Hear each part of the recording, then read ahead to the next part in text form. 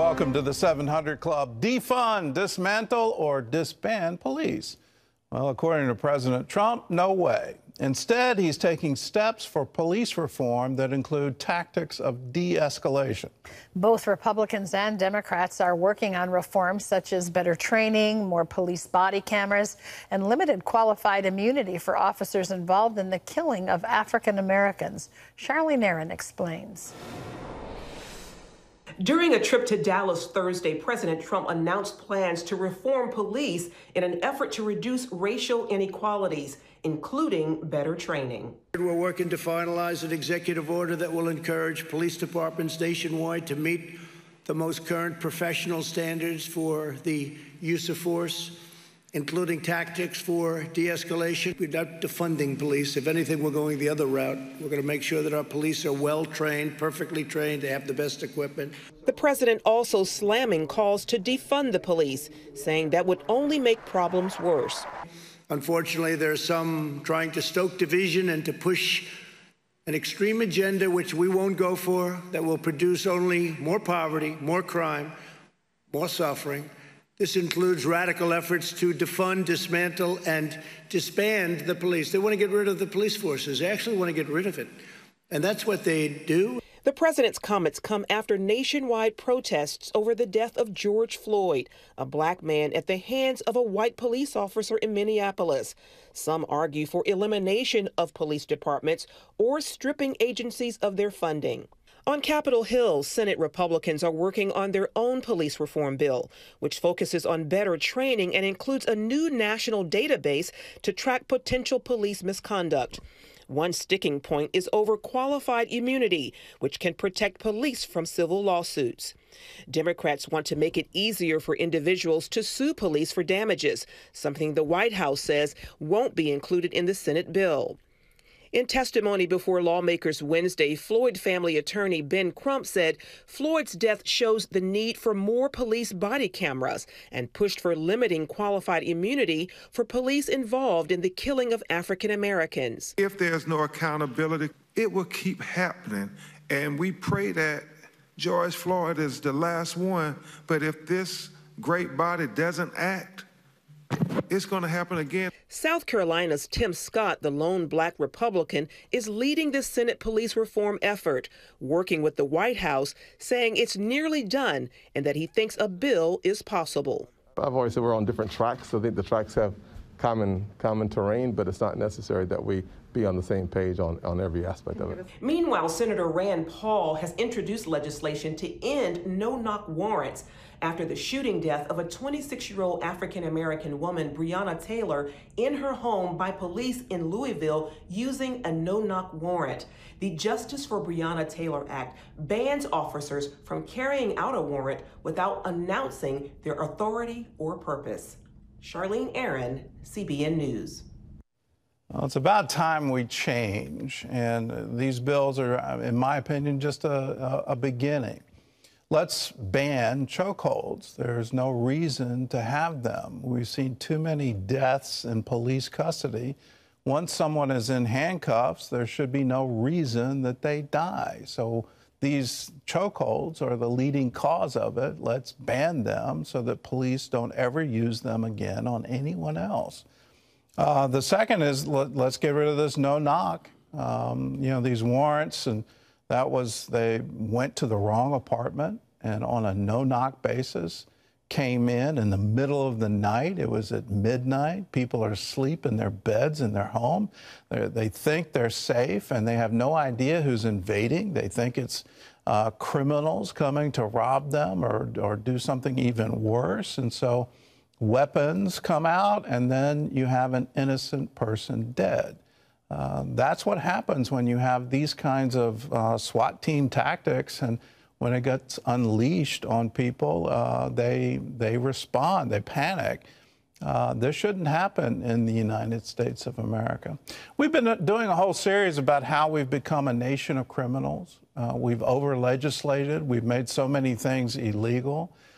We become automatic on SWAT teams, and just think of in your mind, why would anyone in authority order a SWAT team to descend on a guitar manufacturer in Tennessee because they're using exotic wood in their guitars. Well, that's what happened here in the United States of America. There was an outcry, but then it went away. And we seem to routinely use these kinds of full body armor, automatic weapons to execute search warrants and subpoenas. And you've got to start asking the question, why?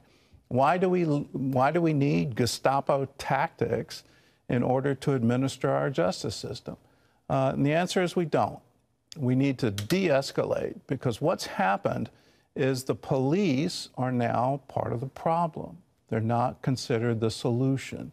And when the police start violating the law, then we have some serious problems, and that will lead to riots, and that will lead to looting, and that will lead to civil disobedience as people assemble to address their government for a redress of grievances.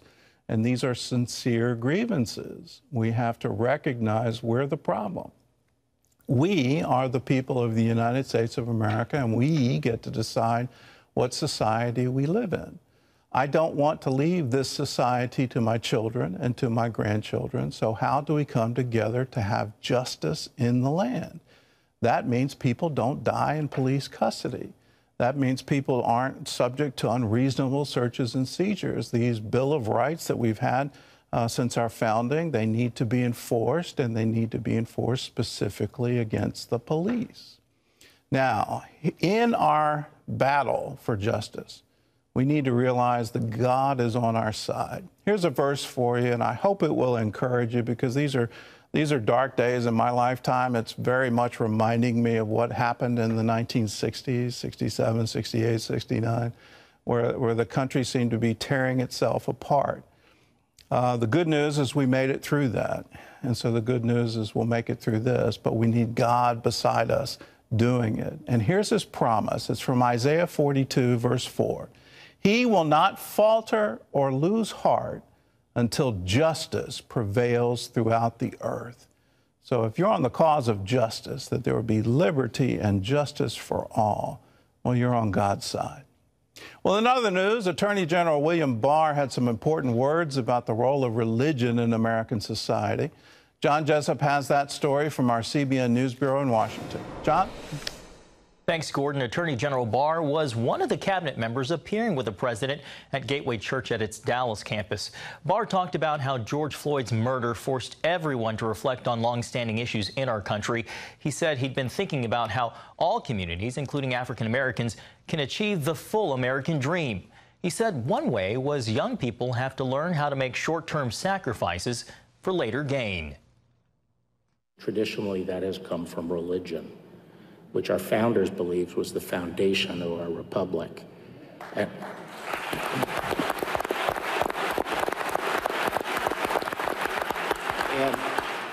And we have to stop policies that undermine religion or relegate religion out of the public square.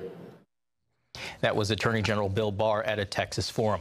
Well, city leaders in Birmingham, Alabama revoked the lease of a local megachurch after a local high school teacher complained that its pastors liked some conservative tweets. The teacher said she wasn't saying that Pastor Chris Hodges was a racist, but that he liked someone who posts things that don't seem culturally sensitive to her.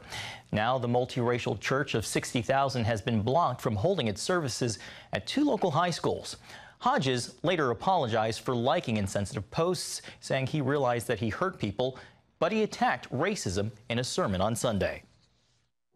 But let me just be very clear. Racism, bigotry, prejudice exists. It's real. And it's of the devil.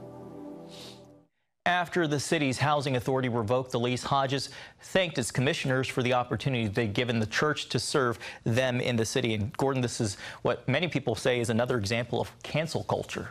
Well, it seems like we want to rewrite our history. It seems like we want to erase things, and then there's an absolute blowback against anyone for liking anything, and the hypersensitivity that we've come to, I think, is a danger for us, and it's specifically a danger for free speech.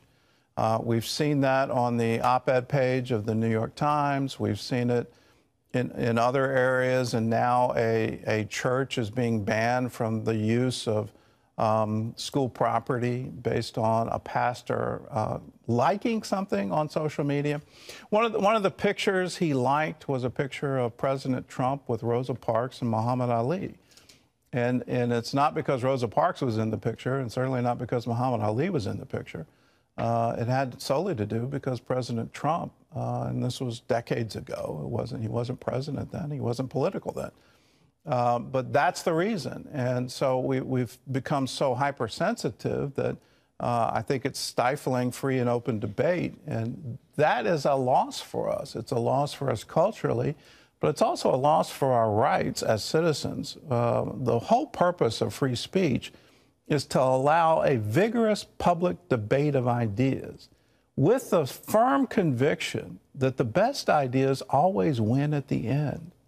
You don't get to the best idea by some kind of, cultural dictatorship where you're not allowed to think, you're not allowed to question, you're not allowed to voice opinions that differ from the majority.